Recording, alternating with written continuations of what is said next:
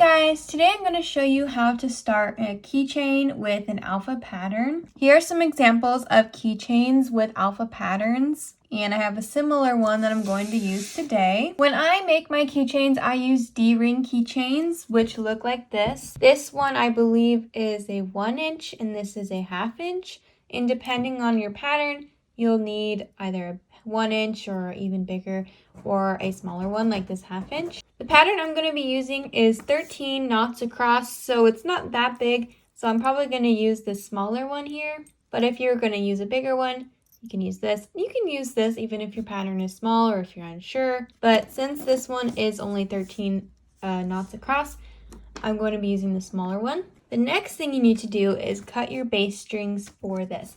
Now, I'm assuming you already know how to do alpha patterns. Maybe you've made an alpha bracelet before. Maybe you've done a wall hanging.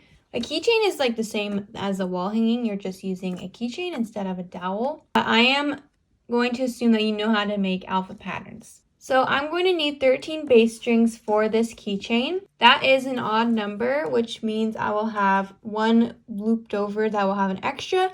So I'm going to show you what to do when you have an odd amount of base strings when working on a keychain. The same can also apply to a wall hanging. So what I'm going to do is I'm going to use my scrap thread to do 6 white base strings. Then I'm going to loop over this first background string, which will be this green color, and I'm going to use that as my 13th base string as well as the leading string. And if you want, you can also alternate between the whatever colors you're going to use for your base strings. So if I wanted to, I could do white and then green, white and green, but I'm just going to use white to make it a little simpler. And this isn't a very long pattern either, so I feel like this is probably a good length for my keychain. And of course, it depends on the pattern you're using. You could compare to other things you've made before, like a wall hanging that's been a similar size. But this is about the length I'm going to find in my scrap thread for this keychain for the base strings. And it's okay if you get like longer pieces like this. I'm just going to try to use up a lot of my strings here. But yeah, I'm going to get my base strings all ready and then I'll come back. Okay, I have my 6 white strings that I'm going to use for my base strings. And then I'm going to use this green color for the leading string and the 7th base string. So taking my keychain, my D-ring keychain, I'm going to fold one of my base strings in half. And I believe this is called a lark's head knot, but basically hold the loop at the top like this and then put it through the keychain and then pull the tail through the loop. Then pull up. And then you're just going to repeat that with the other base strings. So getting another one. And this part, if you wanted, like if you have an odd amount of strings, you could alternate the colors. But I'm just going to use white, like I said before. So stick the loop through. Then grab the tail. And pull.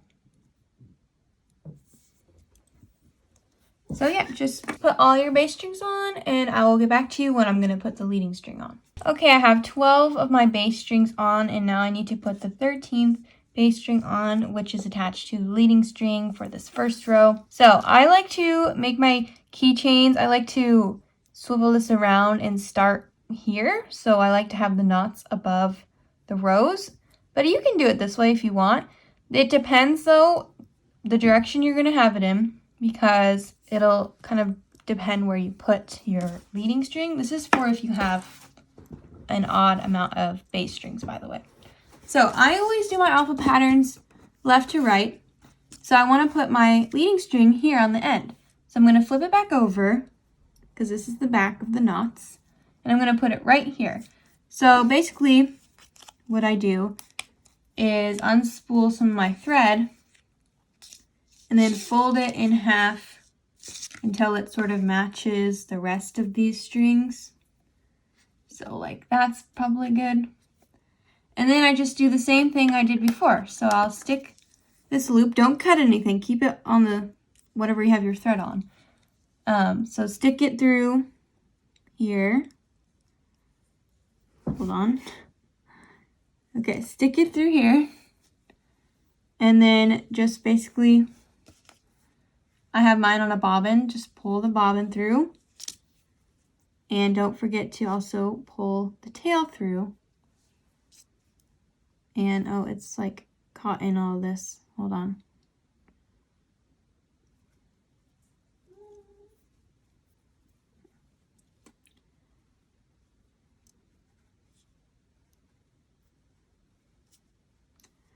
So just pull the tail and the bobbin through, and there you go.